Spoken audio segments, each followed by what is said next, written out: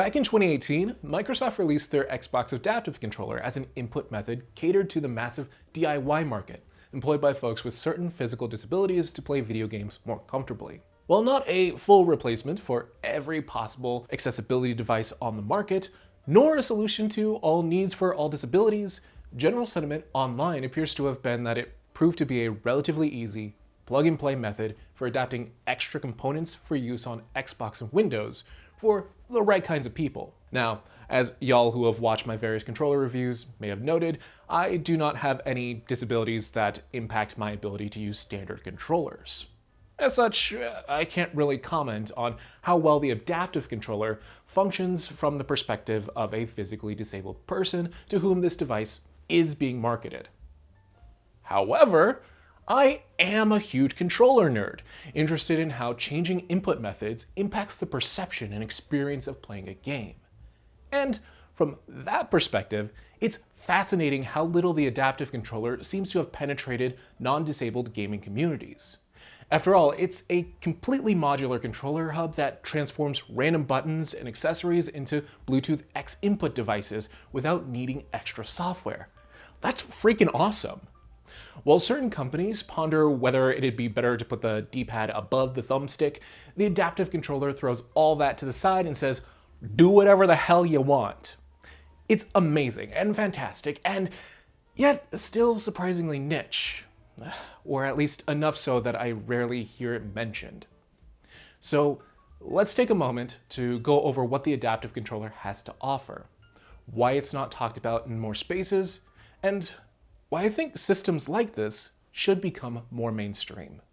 Starting from the top, the adaptive controller is a white box, about the size of a large book, that immediately gives vibes of the Xbox Series S. The entire device is a sturdy plastic, very similar to a standard Xbox controller, and on top it has two large A and B buttons that are satisfyingly easy to click, a slightly recessed D-pad that provides a bit more resistance, and typical Xbox buttons for home menu capture, as well as a profile selector for extra button mapping options. On its bottom, the controller has 4 rubber pads for feet that feel relatively sturdy without a ton of slippage. Though if they ever did slide too much or get worn down, I could ignore them altogether in favor of whatever stand I have on hand. At the bottom center, the controller houses 3 mounting screw ports for the most common screw sizes found on stands and mounts. As someone creating videos, I have a ton of random stands and mounts that have been easy to attach to the controller without fuss, at whatever angle I desired. For all y'all without so many options, these stands are easy to find for pretty cheap, and I'll drop links to a few that I like down in the description if you're interested. Around the sides are various ports, including 2 USB-A ports for joystick connections, a headphone jack for audio pass-through, a USB-C port for charging and communication, a barrel jack for an alternate power source to the built-in rechargeable battery, and a slew of 3.5mm jacks labeled with different buttons. But more on those later. Now, before I get too far into the weeds and start plugging things in, let's take a look at the out-of-box experience. After all, the box only comes with the controller and a USB cable. Everything else needs to be sourced separately.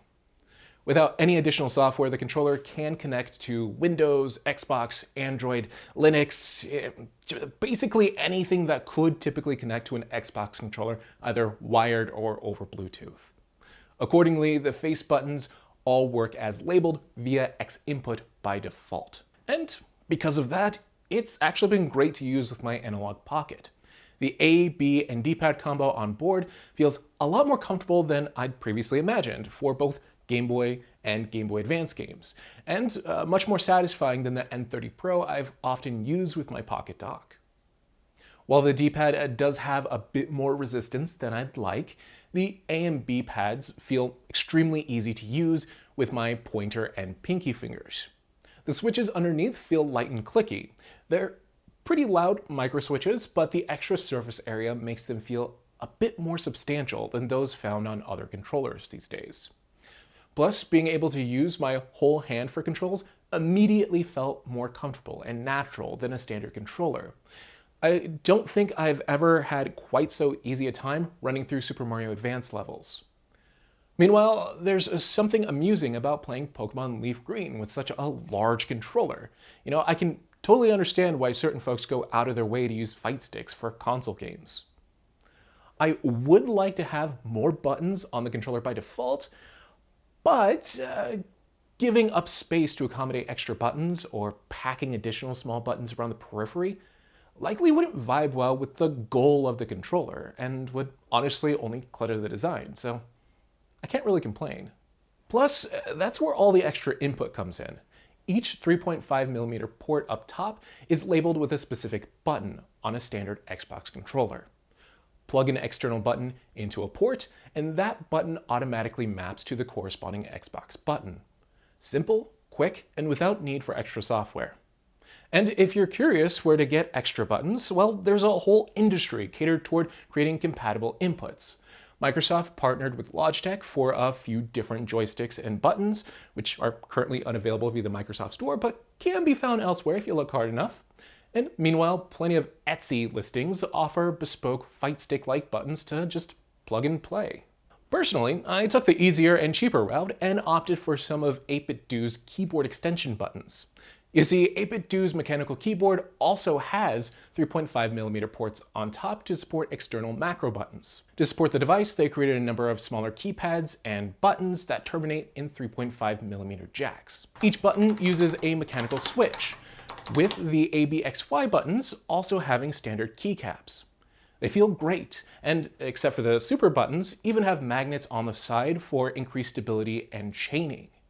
They're just about perfect for use with the adaptive controller. Well, that is, except for the fact that each port on the 8BitDo keyboard accepts 2 button inputs. That's an issue because each port on the adaptive controller only supports a single button. That helps simplify usage, but also means that plugging in one of 8BitDo's buttons will result in 1 or 2 buttons not functioning, which isn't ideal. To get around this, I bought a few basic adapters to split the terminations into mono inputs. The result? Each button gets 1 port, and after fiddling with placement, works just as intended.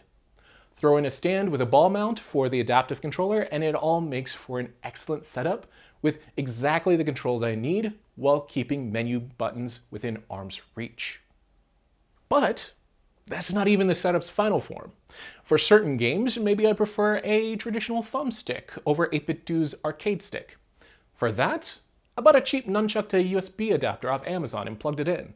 Because I plugged the nunchuck into the left USB-A port, the stick mapped to the left thumbstick. Meanwhile, the 2 extra buttons defaulted to the X1 and X2 buttons. Again, no extra software needed. I needed a stick, plugged in a stick, and the stick showed up in my games. Couldn't be simpler. With the right inputs on hand, it's honestly almost shocking how well all this works.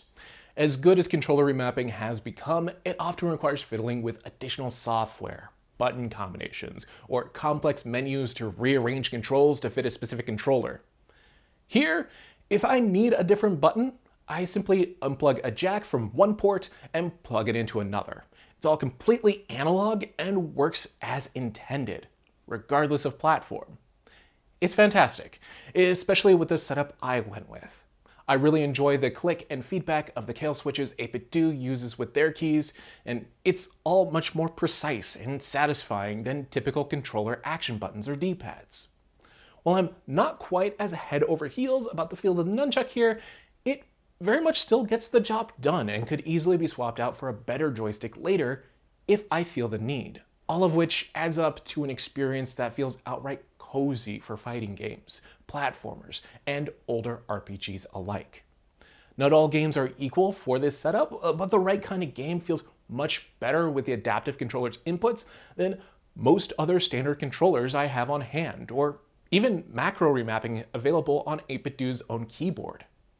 If there's one downside, it's that comfortable positioning and cable management takes some thought. If I have a bunch of different buttons, that's going to be a lot of wires coming off the adaptive controller. If I don't have a good place to put the controller, it's gonna be a mess. Luckily, outside my initial tinkering, all that's been solved with a stand off to the side, or even just tucking the hub below my monitor with some reusable cable ties thrown in for good measure. For folks with the right equipment, it's as comfortable a setup as they want to make it, you know? But still, that's not all the adaptive controller's capable of. So far, I've emphasized everything just working without any need for additional software or tinkering, which honestly, if you're gonna buy a device like this, should be the first thing you look for before handing over your money. However, it's worth noting that you can squeeze even more use cases out of this device with easily accessible software. First up is Microsoft's own solution, Xbox Accessories. This is an app used to manage any Xbox controller or peripheral plugged into a Windows machine or Xbox. Here, it works extra duty as a graphical interface to update the adaptive controller firmware, create up to 3 customizable remap profiles, and manually remap the ports' functionality. You see, while each of the ports is labeled for a specific button, Xbox Accessories can change that port on device with a few clicks. This comes in handy when assigning buttons to the extra X1 and X2 buttons, but might also be beneficial if I need a cable to hang off a specific side of my setup, but can't reach the exact button I need. Unlike most controllers, physical orientation and space can matter a ton here. Plus, the D-pad and action buttons integrated into the controller's face can also be remapped to whatever my need might be. This has especially come in handy for my setup. I have 4 action buttons, a shoulder and a trigger, and a stick. But maybe I need an extra shoulder button to activate a special move, or a game has a weird menu button situation. While I could rearrange my connections each time I need those inputs, it's much easier to use Xbox Accessories to add them to one of the 2 giant buttons within arm's reach. With that said, if there were 2 real gripes I had about this piece of software, it's first, there's no button tester within the app, especially while troubleshooting or verifying connections. That come in very handy. And then 2, if I'm not playing on Windows or Xbox, the app isn't exactly available. For those cases, I've needed to resort to the variety of key remapping options available through third-party solutions. To highlight one, just in particular, let's talk about Steam Input. By default, Steam Input recognizes the adaptive controller as a basic Xbox controller, with each new button plugged in automatically registering with its corresponding button. Like with any controller, I can easily edit my input layout to rebind any and all of the different buttons to different inputs, including to keyboard keys or to toggle between different controller profiles. If a game doesn't have controller support or doesn't allow for remapping in a way that makes sense for available buttons, it can come in really handy. That's especially been the case with my Steam Deck. Its variety of built-in controls are possibly its best feature. Yet there's something satisfying about propping it up on a kickstand and playing platformers with mechanical keys, without having to find room for a massive keyboard. On a portable setup like this, hitting the home button to jump into Steam input settings is definitely more convenient than trying to move plugs around.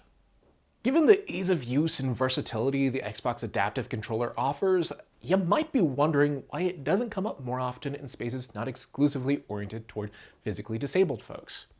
After all, this feels like a nice crossroads between folks interested in fight sticks and those interested in mechanical keyboards, or just customization in general.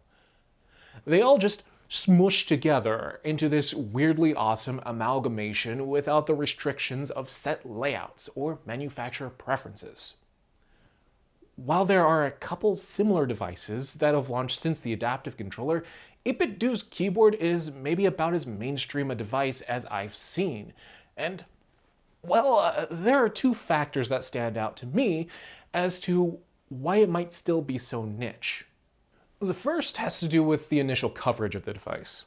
Looking back at reviews and coverage, or lack thereof, from popular video game tech platforms, it very much seemed like a one-note device. Microsoft firmly established the controller as an accessibility tool, as makes sense, and non-disabled reviewers and journalists seem to kind of throw up their hands and say, well, I'm not disabled, this isn't quite for me, but I guess I'll take a look at it. All the while they kept it kinda at arm's reach without offering a concrete opinion about it, as they might a more standard controller.